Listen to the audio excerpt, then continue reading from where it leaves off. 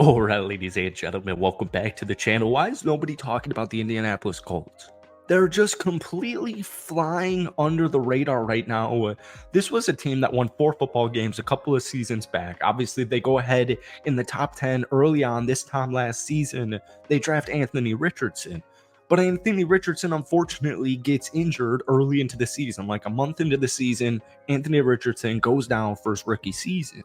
But the Colts, led by Gardner Minshew and Shane Steichen, they still go 9-8, and they were very, very, very close to just making the playoffs, winning the division.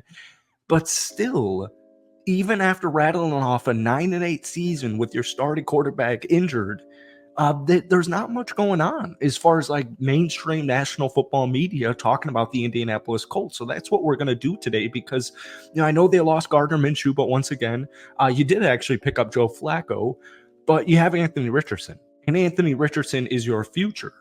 You still have over $28 million in cap space. And guys, like, the big thing with Indianapolis this offseason was more so about retaining players than it was going out there and picking up players. So they lost Gardner Minshew, they lost Zach Moss, they lost Jacob Martin. They did pick up Raekwon Davis and Joe Flacco, most notably, but you re-signed Michael Pittman, who had such an unbelievably good season. Michael Pittman, just one of the most underrated, underappreciated wide receivers in the National Football League. 109 catches, over 1,150 yards. Josh Downs.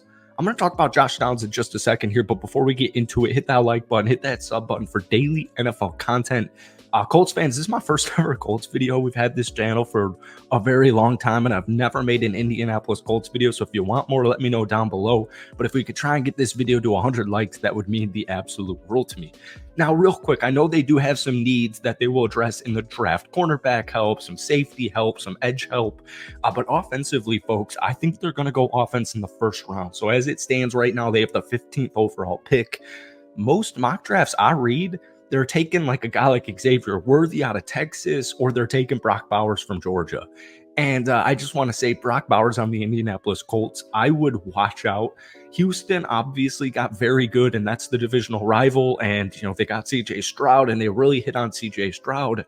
But because of Anthony Richardson's injury, nobody really, gave Indianapolis a fair shot at evaluating their future. Guys, Josh Downs, the rookie, Colts fans obviously know exactly what I'm talking about right here. This dude's 22 years old. He just had a phenomenal season. In his first year in the National Football League from North Carolina, 68 catches, 771 yards, 2 touchdowns. For some weird reason, now keep in mind, I am a Green Bay Packers fan, so there's not too much, talk about the Indianapolis Colts in my sphere. But folks, nobody's really talking about Josh Downs' rookie season outside of probably Colts fans. I still like Alec Pierce, 32 catches, 514 yards. He got a nice little tight end there, and Colin Grayson with 30 catches, 368 yards due to the injury to Jelani Woods. But man, can you imagine like Brock Bowers coming on over to this team? So just real quick, taking a look at the draft, you do have quite a bit of draft capital.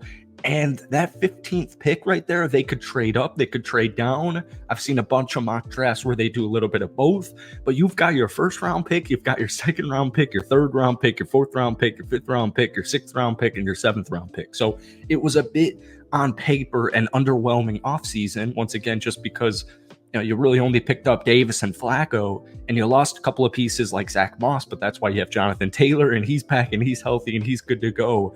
I'm looking at this offense, which, by the way, Shane Steichen, if you don't know who Shane Steichen is by now, you're definitely going to know this upcoming season. The perfect guy, the perfect head coach, in my opinion, to pair up with Anthony Richardson, but he helped Gardner Minshew lead this team to a 9-8 record and almost making the playoffs. So Shane Steichen, new culture, new tone, absolutely love what's going on in Indianapolis. But once again, their offseason was more so headlined about who they were able to retain. Now, here's just a quick update from Shane Steichen on Anthony Richardson. He's in a really good spot. Had really good discussions that'll obviously keep private, but he's in a really good spot. His shoulder is feeling good. He should be good to go for practices like we talked about earlier. He will be out there throwing, but we'll obviously monitor it, make sure we're smart with that, but he's in a really good place. Colts fans know exactly what I'm talking about with Anthony Richardson, but folks, watch out for this dude. I watched him play live at actually Florida, playing against my South Carolina Gamecocks, and the dude's just a playmaking beast. I know he has some holes, he has some flaws, but I love that he had at least some NFL experience. Right, he played like a month of football last season, got injured in week 4 against the Titans, 50 of 84, 577 yards, 3 touchdowns, 1 interception. He had a rating at 87.3. What I like about this is he got some NFL experience, right? I wish it was more so at the end of this season, and he came back healthy, good to go for the final month of the season. But he sat behind Gardner Minshew, and he got some live NFL reps in the regular season.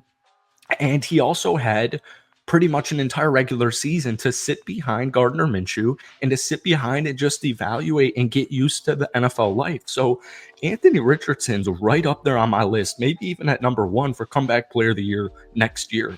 I absolutely love it.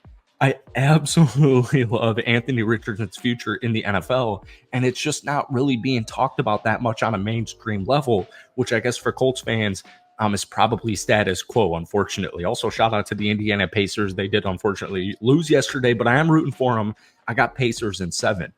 Defensively, this is where I think they're going to focus mainly on in the draft, outside of a playmaker in the first or second round.